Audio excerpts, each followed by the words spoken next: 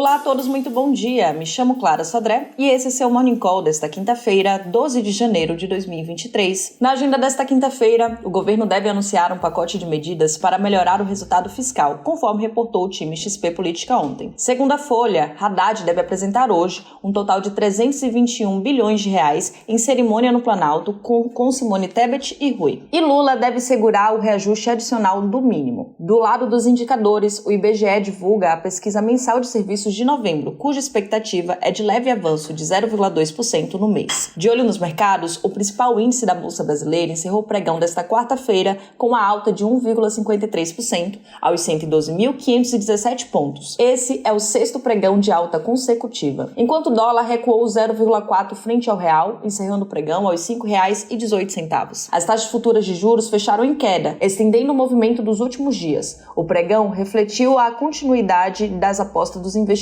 estrangeiros na queda das taxas locais. Além disso, a gente segue aguardando o anúncio das medidas econômicas pelo novo governo, que devem abranger a volta dos tributos federais sobre a gasolina e o etanol a partir de março. Desde janeiro de 2023, saiu de 13,6 para 13,52. Desde janeiro de 2025, de 12,69 para 12,53. Desde janeiro de 2026, passou de 12,5 para 12,31. E desde janeiro de 2027, passou de 12,5 para 12,26. Mercados globais amanhecem mistos nesta quinta-feira, com foco total na divulgação dos dados de inflação ao consumidor dos Estados Unidos. O consenso projeta que o núcleo de inflação irá recuar e registrar uma variação anual de 5,7%, segundo a Bloomberg. Embora as projeções sugiram que a inflação segue em tendência de baixa, o número ainda será bem acima da meta de 2% do Fed e pode não ser suficiente para desacelerar o ritmo das próximas altas de juros. Na China, o índice encerra em alta após a inflação ao produtor recuar 0,7% no acumulado de 12 meses,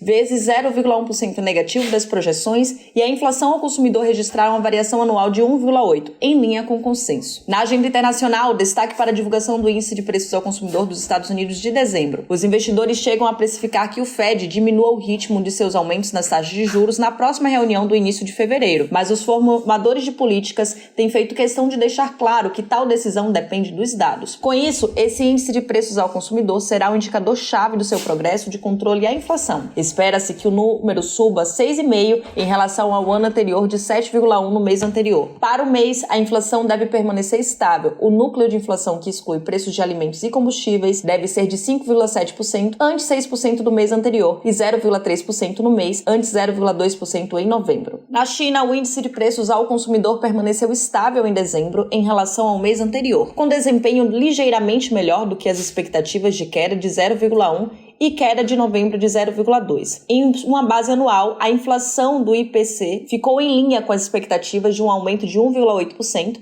e foi ligeiramente superior à leitura de novembro de 1,6%. Já o índice de preços ao produtor desacelerou em dezembro para 0,7% ante 1,3% no mês anterior. Economistas, em uma pesquisa da Reuters, esperavam um declínio de 0,1%, refletindo a interrupção da indústria por um grande número de casos do Covid-19 no final de 2022. Mas, embora o levantamento dos bloqueios tenha causado alguma melhora na atividade econômica e aumento de preços, também resultou no pior surto de Covid-19 da China. Os mercados temem que o aumento de infecções possam impedir uma recuperação econômica maior no curto prazo. Já no cenário local, as atenções seguem voltadas ao fato relevante divulgado nesta quarta-feira das Americanas, que anunciou a renúncia de Sérgio Rial ao cargo de CEO e André Covre à posição de CFO e diretor de relações com os investidores por inconsistências contábeis. De acordo com a companhia, o impacto foi avaliado em 20 bilhões de reais, mas com efeito limitado no caixa. Contudo, acreditamos que o comunicado adiciona várias incertezas para a tese de investimento na empresa, além de trazer pouca visibilidade sobre o que de fato aconteceu e quais são os impactos dessas medidas nos demonstrativos financeiros da companhia. Nesse sentido, estamos colocando nossa recomendação em Americanas sob revisão. Para conferir o relatório completo sobre a temática, o link estará na descrição desse vídeo. Essas são as principais notícias. Desejamos a todos um bom dia e bons investimentos.